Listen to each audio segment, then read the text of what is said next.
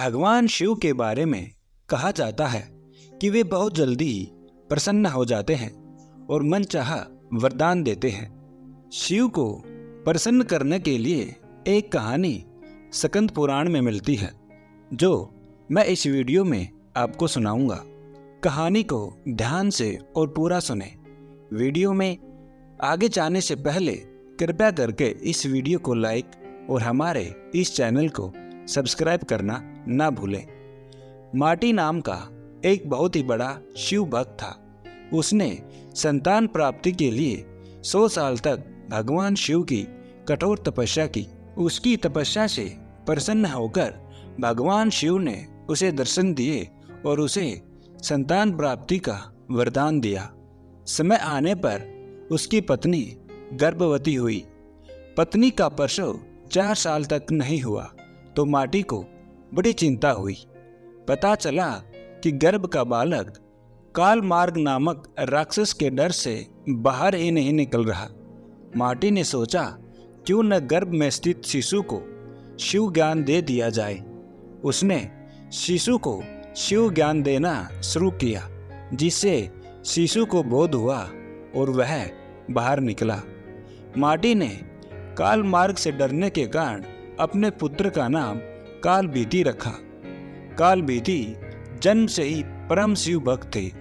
बड़े होते ही कालभीति घोर तपस्या में लग गए। बेल के पेड़ के नीचे पैर की अंगूठी पर खड़े हो वह 100 वर्षों तक एक बूंद भी पानी पिए बिना मंत्रों का जाप करते रहे। 100 वर्ष पूरे होने पर एक दिन एक आदमी जल से भरा हुआ घड़ा लेकर उसके पास आया।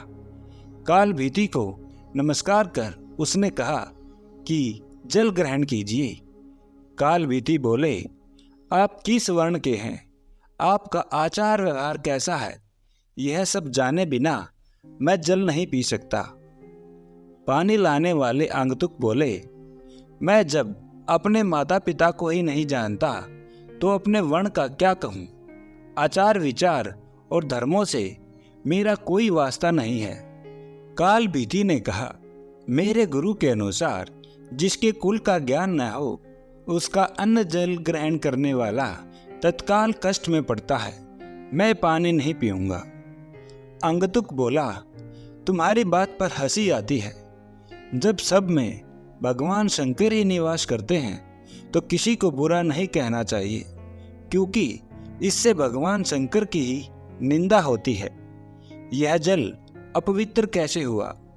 घड़ा मिट्टी का बना है और आग में पका है, फिर जल से भर दिया गया। मेरे छूने से अशुद्धि आ गई, तो अगर मैं अशुद्ध होकर इसी धरती पर हूँ तो आप यहाँ क्यों रहते हैं?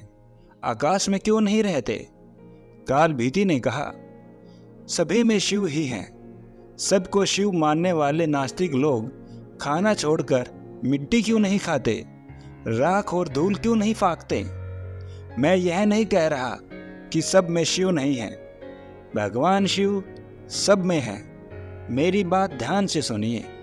सोने के गहने बहुत तरह के बनते हैं, कुछ शुद्ध सोने के तो कुछ मिलावटी।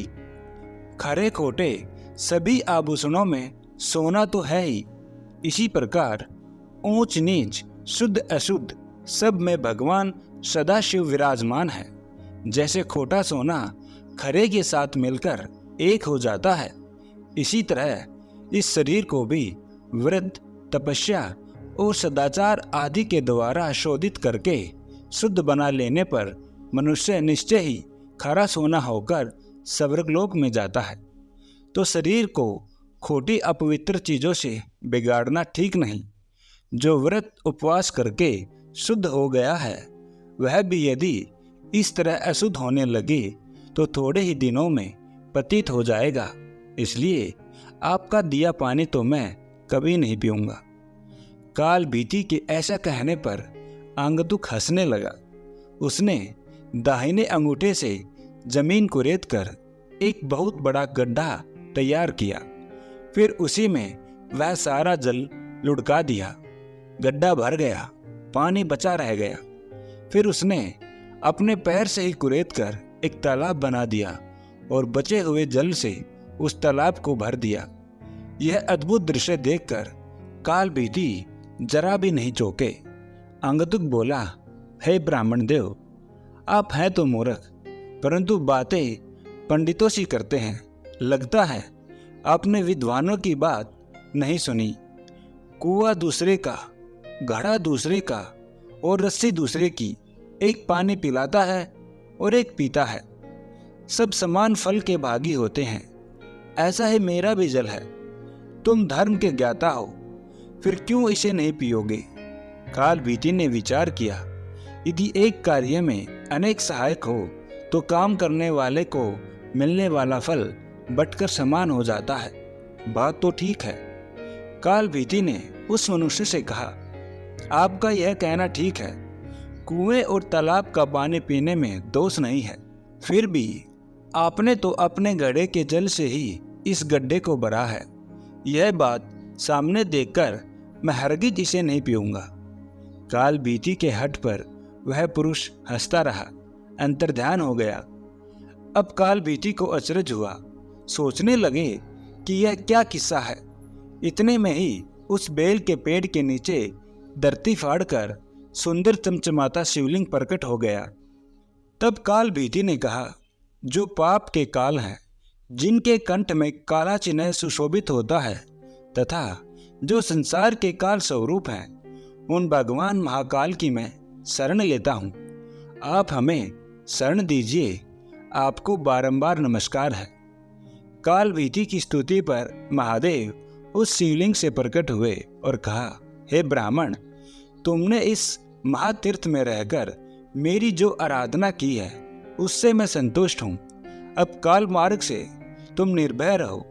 मैं ही मनुष्य रूप में प्रकट हुआ था। मैंने यह गड्ढा और तालाब सब तीर्थों के जल से भरा है। यह परम पवित्र जल तुम्हारे लिए ही लाया था। तुम मुझसे कोई मनोवांछित वर मांगो। काल भीति ने कहा, हे प्रभु, यदि आप मुझ पर प्रसन्न हैं तो सदा यहाँ निवास करें। इस शिवलिंग पर जो भी दान पूजन किया जाए वह अक्षय हो। आपने काल से मुझे मुक्ति दिलाई है, इसलिए यह शिवलिंग महाकाल के नाम से प्रसिद्ध हो।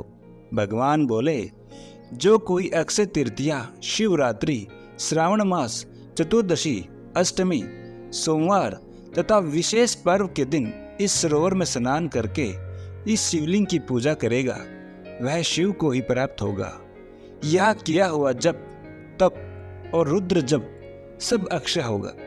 तुम नंदी के साथ मेरे दूसरे द्वारपाल बनोगे। काल पर विजय पाने से तुम महाकाल के नाम से प्रसिद्ध होगे। शीघ्र ही राजश्री कर्णधम यहाँ आएंगे। उन्हें धर्म का उपदेश देकर तुम मेरे लोक में चले आओ। यह कहकर भगवान रुद्र उस शिवलिंग में ही लीन हो गए।